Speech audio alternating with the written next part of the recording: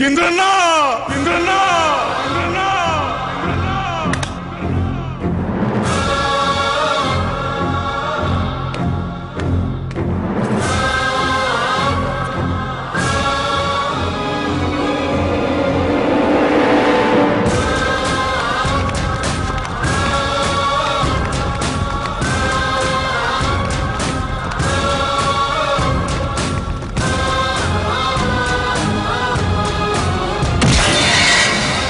వీరశంకర్ రెడ్డి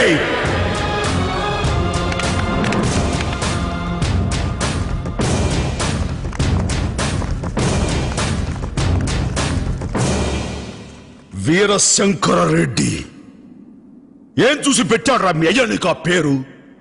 పసిబిడ్డల్ని చంపుతావనా?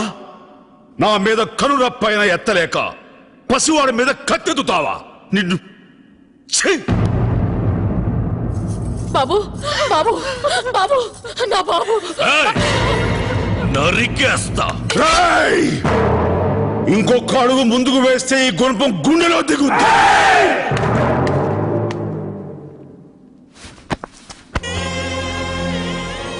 ఇడుగునమ్మా నీ బిడ్డ.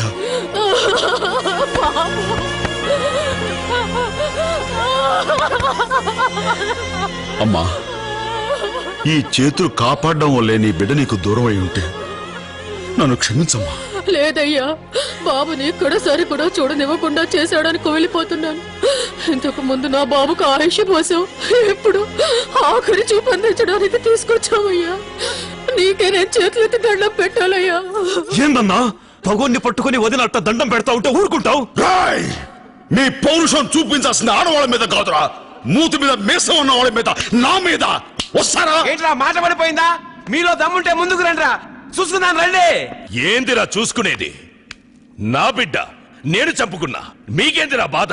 నీ బిడ్డ నువ్వు కన్నావా, మోసావా, పెంచావా? రాయ్, నిన్ను పొడిస్తే అమ్మ అంటావు, ఇప్పుడు అమ్మ కడుపులోనే పొడిచావు. నీకు నీ తమ్ములకు కత్తి గాయం ఎలా ఉంటుందో తెలుసు తప్ప, ఒక తల్లి గుండెకు గాయమైతే ఆ తల్లి పెగుకు గాయమైతే ఎలా ఉంటుందో తెలియదురా. భర్త పోతే పసుపు కుంకాలు పోగొట్టుకునే స్త్రీ బిడ్డ పోతే సర్వస్వం పోగొట్టుకున్నట్టుగా ఎలా కుమిలి కూలి ఏడుస్తుందో చూడరా. ఆ అమ్మకి ఆ బిడ్డని తెచ్చి ఇవ్వగలవా? ఇవ్వలేవు. కానీ ఆ తల్లికి ఆ బిడ్డ జ్ఞాపకాలని నేను అందిస్తాను. చూస్తారే, కానివ్వండి.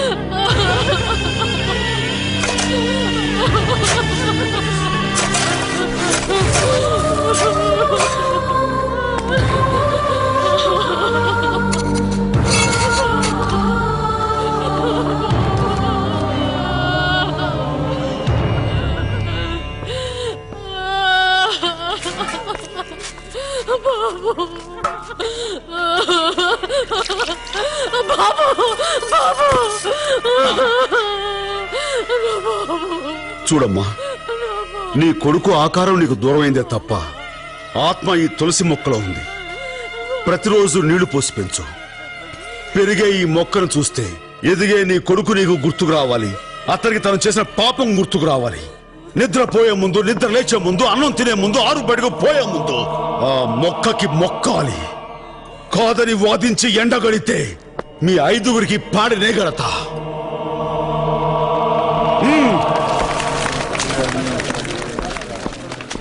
వీరశంకర్ రెడ్డి,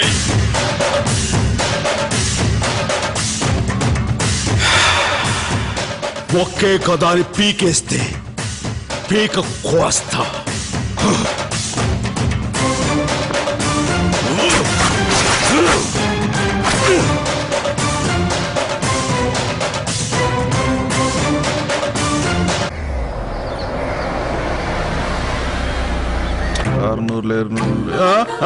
అమ్మా, ఎవరు నువ్వు? మాట్లాడుకోవడం లోపలికి వస్తాండవే, మాట్లాడదు. సుశీల, సుశీల, ఎవరు నువ్వు ఇందులో కూర్చున్నావులే? ఆ? ఇది మా ఇంద్రసేనుడి కుర్చీ, ఇందులో మేమే కూర్చోము. లే. అంత గొప్పవాడా మీ ఇంద్రసేన రెడ్డి? తలెత్తి అటు చూడు.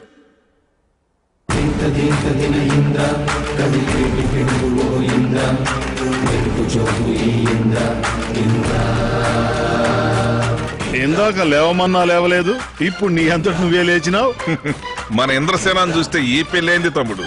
ఈ స్టేట్ లో ఏ ఆడపిల్లైనా సరే లేచి నిలబడాల్సిందే.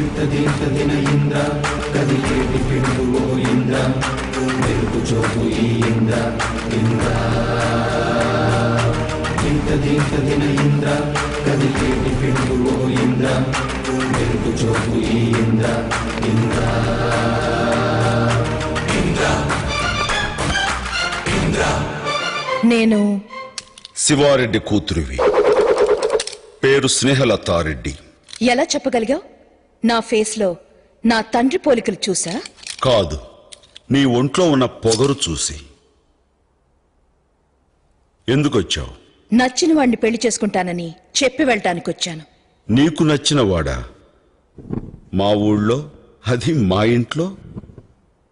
ఎవరు? నువ్వే. ఏమిటి నాలో నీకు నచ్చింది? శత్రువు ఇంటికి సింహంలా రావడం నాకు నచ్చింది. మా అన్నల్ని ఎదిరించడంలో నీ మగతనం నచ్చింది. ఇంకా? చిరుతపులి లాంటి నీ చూపు నచ్చింది. గ్రీకు శిల్పం లాంటి నీ ఫిగర్ నచ్చింది. నీ నడకలో నీ స్టైల్ నచ్చింది. అంతెందుకు, టోటల్ గా నీ బాడీలో ఉన్న అణువణువు నాకు నచ్చేశాయి. నువ్వు నాకు నచ్చాలి కదా. నాకేం తక్కువ? నిన్ను తప్ప ఈ ప్రపంచంలో ఎవరిని పెళ్లి చేసుకోను. కండిషన్లు పెట్టకు, కన్యగానే మిగిలిపోతావు. వచ్చే శ్రావణ మాసంలోపు నీ చేత తాళి కట్టించుకోపోతే నా పేరు స్నేహలతారెడ్డి కాదు, ఛాలెంజ్. ఏంటి, నా నడక చూసి ఇంకోసారి నా ఫేస్ చూడాలనిపించిందా? మా ఇంటి సాంప్రదాయం చూపించాలనిపించింది. మా ఇంట్లోకి ఏ స్త్రీ అడుగుపెట్టినా మర్యాద చేసి పంపించడం మా ఆచారం. అక్కయ్య,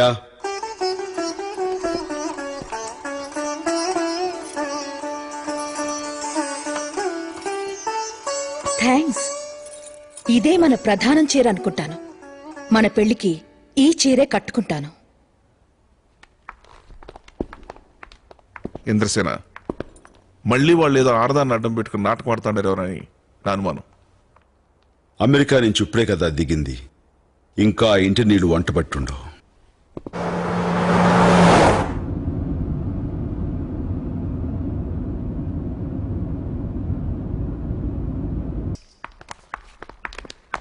ఏందమ్మా, పేరంటానికి పోయినావా?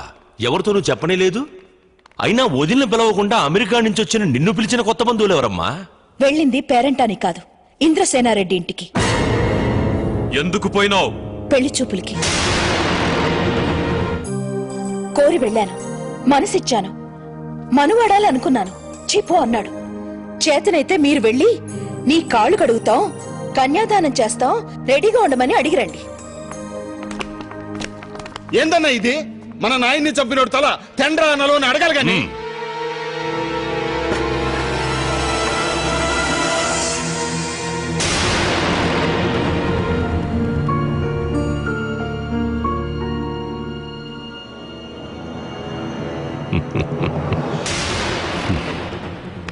వీరప్రతాపరెడ్డి, నీకు ఆవేశం గంపెడు, ఆలోచన చిటికెడు.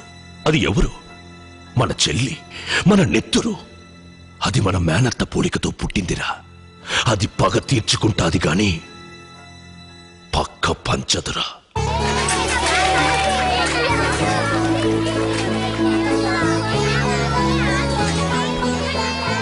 ప్రజల కోసం పుట్టావు. మా ఆయుష్ కూడా పోసుకుని నిండు నూరేళ్లు బ్రతకాలి నాయనా. ఇంద్రసేన, వెయిటింగ్ రాబ్బా, ఏమి లోపలే ఉంటావు? మల్లెపూలా దొరికినావు.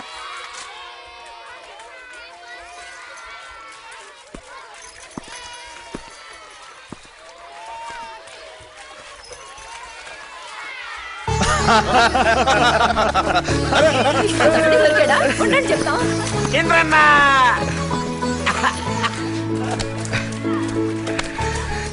అందరూ బాగుండాలిరా.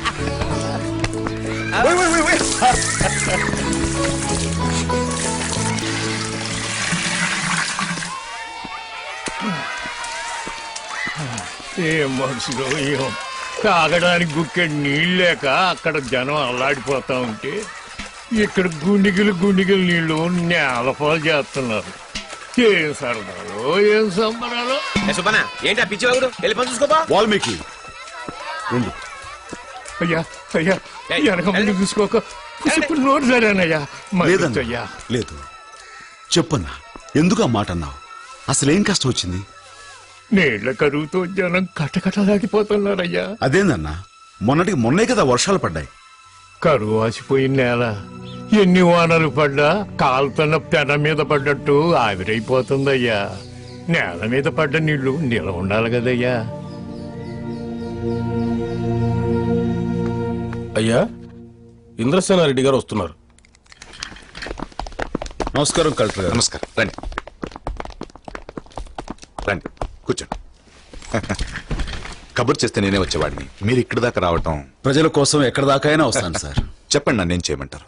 మరేం లేదండి, వర్షపు నీరు నిల్వ ఉండటానికి ఈ ఏరియాలో ఒక రిజర్వాయర్ కట్టించాలి. లేకపోతే పేదవాళ్ళ కన్నీళ్ళకి మనం ఆనకట్ట కట్టలేం. ఈ రిజర్వాయర్ నిర్మాణానికి ప్రభుత్వం ఎప్పుడో ప్రపోజల్ పెట్టిందండి. కాకపోతే డబ్బా నేనిస్తాను. నా పిలుపు అందుకుని ప్రజలు ఇస్తారు. ప్రాబ్లం డబ్బు కాదండి. మరి ఏ ఏరియా ఈ రిజర్వాయర్ నిర్మాణానికి ఉపయోగపడుతుందో ఆ భూమి శివారెడ్డి కుటుంబానిది. వాళ్ళు ఇవ్వమంటున్నారు. మేమెన్నో విధాలుగా ప్రయత్నించాం, కానీ వాళ్ళు ఖరాఖండిగా కుదరదంటున్నారు. ప్రభుత్వం తన అశక్తతను తెలియజేయడం తప్ప ఏం చేయలేకపోయింది. నేను చేయగలను. మీరు శివారెడ్డి కొడుకులు కౌరంపించి మా 2 గ్రామాల మధ్య ప్రజలు కలుసుకునే ఏర్పాటు చేయించండి. వాళ్ళు రావంటే రావంటే ఇక్కడ ప్రభుత్వం పరిపాలించదు, నా కనుసైగా పవర్ పరిపాలిస్తుంది.